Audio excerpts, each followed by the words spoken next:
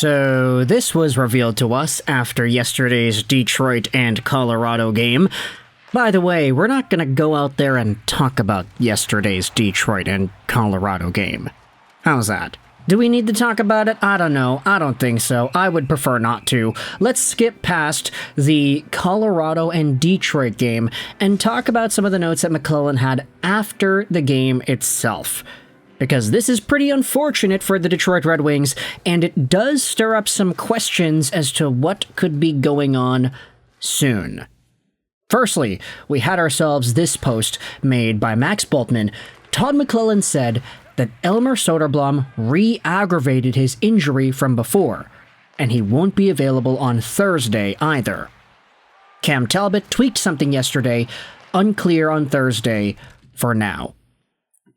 So, more injury updates on the horizon with the Detroit Red Wings. Soderblom, of course, did not play yesterday against the Colorado Avalanche. He did, however, play against Utah on the night before, and he scored a goal there, which is great to see. You love to see Elmer Soderblom adding to his point totals as a young NHL player. But thinking about him missing 3 out of 4 games with whatever sort of re-aggravated injury here, obviously we just hope that everything is going to be okay for him. Meanwhile, Cam Talbot tweaking something yesterday. He also is in a pretty tough spot because when you look at the goaltending situation, we had literally spoken yesterday in the video talking about Sebastian Cossa, that Cam Talbot, you could say that he was in a pretty tough spot because he hasn't really been played, and in the games that he has gotten, he hasn't looked the best. It was already reported that Talbot would have started the game yesterday against Colorado, but guess what? That didn't end up happening. You had Alex Lyon, who had to play yesterday after playing most of the game against Utah on the 24th the night before. This threw everybody for a loop. We made the video yesterday and we said, yeah, Cam Talbot's going to play today. But that's because it was reported that he was, and then he didn't. And then Sebastian Cossa was the backup, and Alex Lyon got the start. So Lyon getting 2 games back-to-back, not the best situation for him, obviously. And now we are learning from Bultman that Talbot did tweak something the other day, and he is unclear on Thursday for now. This is a lot more interesting and kind of dire than we might have expected out of the Detroit Red Wings. And when you think about some of the other updates that have been posted around the Horn, Hockey said that Detroit has assigned Sebastian Cossa to Grand Rapids for today, which also doesn't feel right, because when you think about it, like, okay, if Cam Talbot is injured, Mrazek is also hurt, Lyon is in a back-to-back situation. He's played both games. You don't want to give him another one on Thursday. You want to give him 3 games in 4 nights? Probably not. And then Sebastian Cossa gets sent down?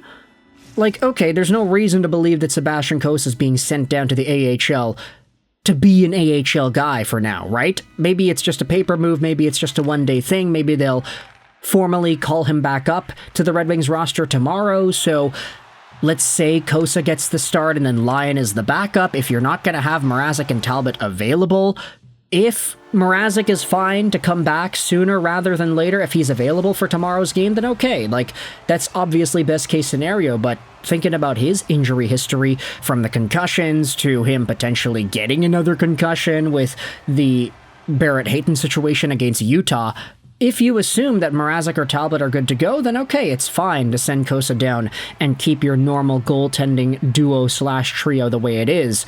But if you're not guaranteed these guys being healthy, then ultimately this does become a lot more precarious, I would say, for the Detroit Red Wings. I would say that Sebastian Cossa getting these games at the end of the season isn't a bad thing. Like, I'm actually a fan of him being in a more competitive environment and chasing for a playoff spot and getting that experience as to what it's like, so that by the time he returns to Grand Rapids, because let's face it, I don't think the Red Wings are going to make the playoffs this year, but by the time he returns to Grand Rapids and they're in their own playoff push and their own AHL Calder Cup chase, because they're very much in it, they're one of the better teams in the league, maybe Sebastian Cossa can use whatever NHL experience he has garnered against some of the best shooters in the world to be like, hey, I got this. This is my crease. I've been in the NHL. I know what it takes to win, and we can use that success to carry us forward in Grand Rapids, and maybe there's some experience to be gained there.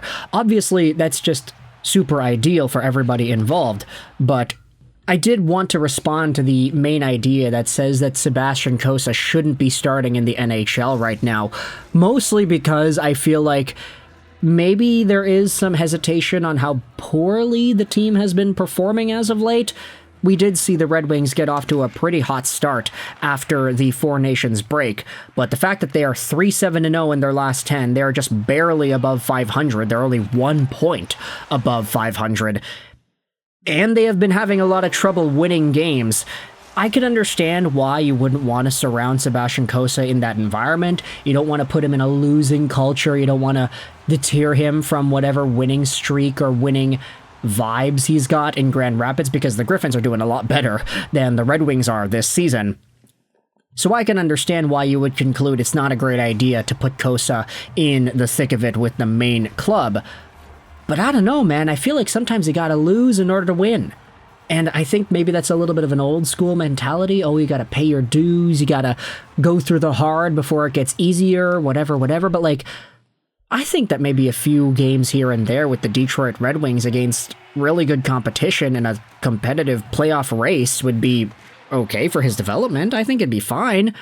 I don't know. That's just my personal opinion. You could go out there and disagree if you feel the need to do so in the comments.